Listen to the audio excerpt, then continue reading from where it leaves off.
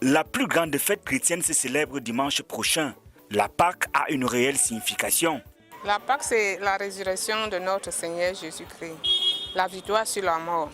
Donc nous espérons que même si on meurt, on vivra un jour. Pour chaque fidèle, elle représente le sacrifice. Jésus-Christ, le Fils de Dieu, a donné sa vie pour sauver l'humanité. En tant que chrétien, Pâques représente l'épreuve de la foi chrétienne. L'épreuve parce que c'est la période où le Seigneur Jésus-Christ, notre Sauveur, meurt sur la croix et sacrifié par les humains. Il décide de porter nos péchés.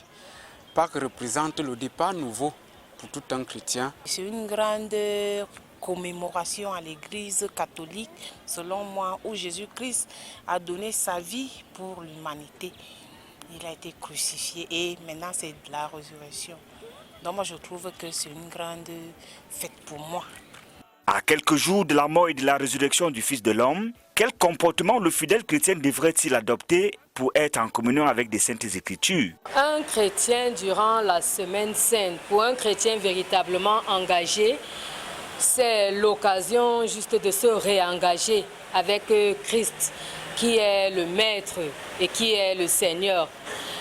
C'est l'occasion de revoir son comportement quand on étudie la Bible, quand on lit dans les Écritures et on voit le comportement de Christ durant ce temps de la Passion où il a manifesté amour au point de mourir pour nous sauver, où il a manifesté la patience.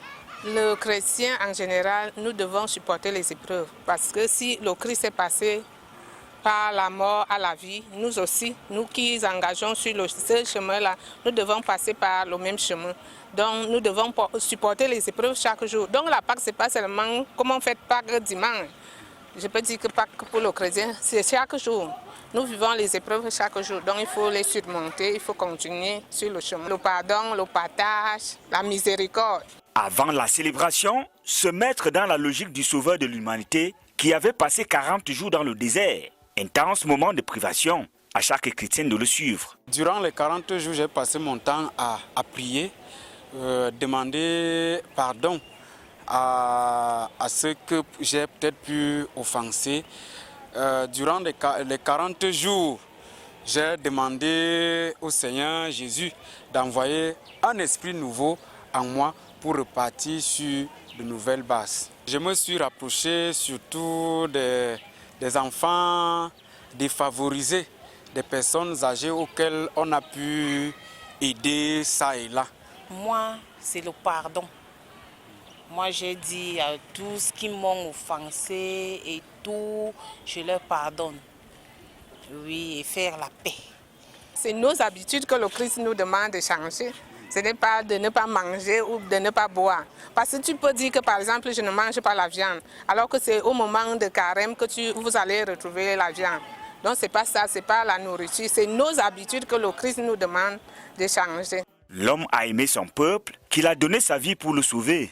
Jésus-Christ, Dieu qui s'est fait chair.